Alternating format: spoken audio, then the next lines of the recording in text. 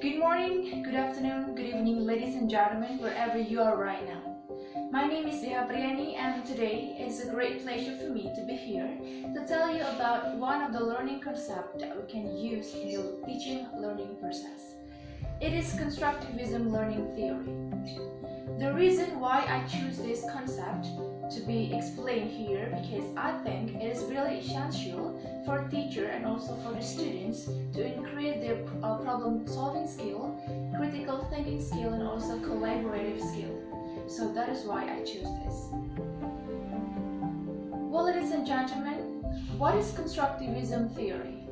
So according to Elliot et al., Constructivism theory is an approach to learning that holds that people actively construct or make their own knowledge, that reality is determined by the experiences of the learner. Or we can say that the Constructivism learning theory is a learning approach that taught the learners to construct or to make their own knowledge based on what have they learned.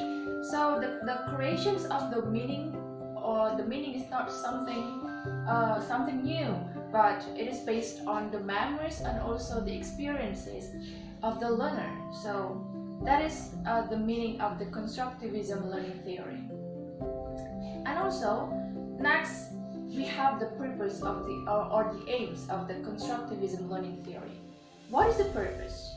So actually, it aims to encourage students to constantly assess how the activity is helping them gain understanding the learning process. So here in this Constructivism learning theory, the students are expected to actively participate and also use their creativity in order to make something new, or in order to utilize their prior knowledge to make something. And next, in order to achieve achieve the Constructivism theory, we have to consider some main principles in this concept. The first one is knowledge is constructed, not transmitted. As we can see that the word constructivism, it means that we have to construct the idea, not to transmit it. So that is why knowledge is constructed, not transmitted.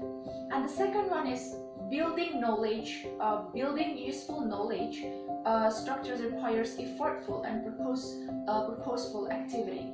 So in this Constructivism learning theory, the students are expected to increase their critical thinking skill, problem thinking skill. So that is why the purpose of the material or the activity of the learning should be useful, should be meaningful. So that is why the teacher should work hard and should give a big effort in constructing the learning material.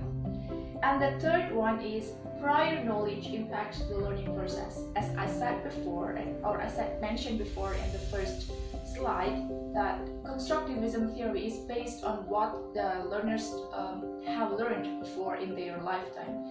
We can say that the prior knowledge. In order to make something new, to construct something new, they have to consider what is the prior knowledge that they already understand. So by considering that, they are able to construct the new knowledge based on their experiences.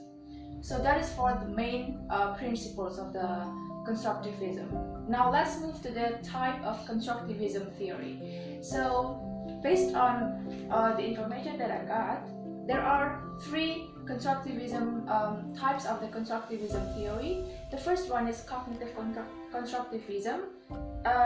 It was intended, or it was found by Jean Piaget.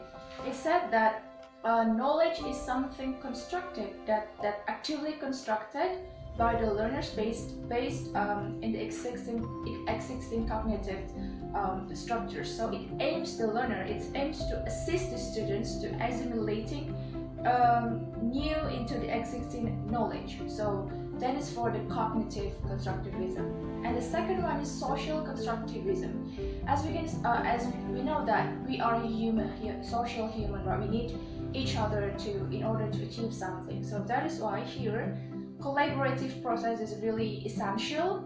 And also knowledge develops and by the interactions with the society or the people around. That is for the social.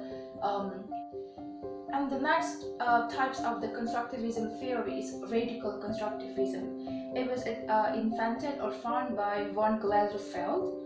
It said that knowledge is constructed rather than perceived through the senses. So here, learners construct new knowledge based on the foundations of their existing knowledge. So that is for the types of constructivism theory.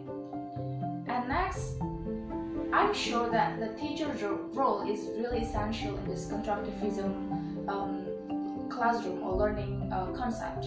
So that is why we need the teacher's role in order to guide us in the learning process. So there are three roles of teachers in the classroom. The first one is the teacher is a facilitator rather than the instructor.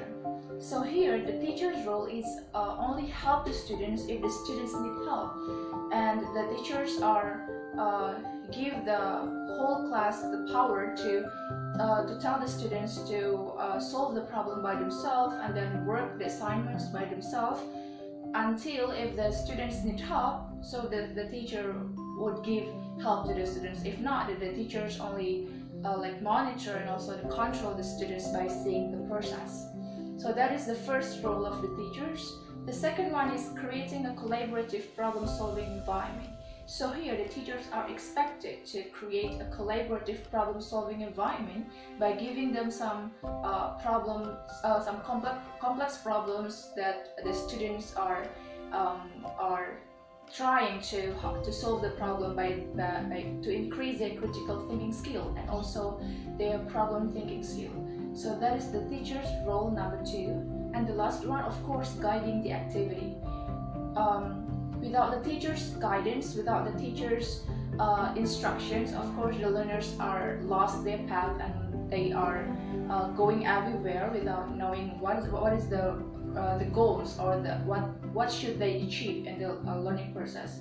Although that this is the student center, but I think that the teachers also need to give the students guidance in order to achieve the goals. So that is the teacher's role in the constructivism learning theory. And here I have the example of learning activities. So the groups of students in an English literature class are discussing a problem in dividing the meaning of one of the theory.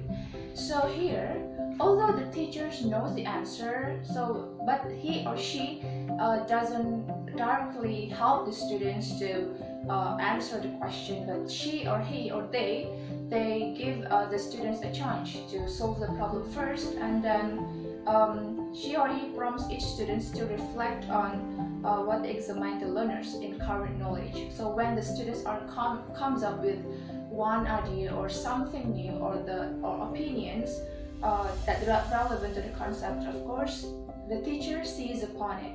And afterward, the learners and the teachers are taught about what they have learned in the discussion, and also how their observations and also experiences help them to gain better understanding to the concept. So at the end, the teachers and also the students are working together to solve the problem, to find the problem, and also maybe find something new by discussing the problem. So yeah, that is the example of the learning activities. So to sum up or to close my speech today, I would like to give you a quote by Jean Piaget. The principal goal of education in the school should be creating men and women who are capable of doing new things, not simply repeating what other generations have done. Well, ladies and gentlemen, thank you so much for following me until the end of my presentation. Hopefully, it will be useful for all of us here, especially as a future teacher in educational field, that constructivism learning theory is really important, is really essential in the classroom. So please consider it. Thank you so much for your attention. Goodbye and see you when I see you.